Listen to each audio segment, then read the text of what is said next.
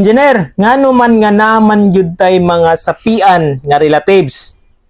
O ay lang pandamay ha. Nga inig i-invite ta sa ilang okasyon, backstage man mi permi kay ting hugas sa plato.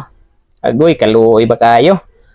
Unsa may maayo, engineer? Dili na lang mi muadto sa sunod.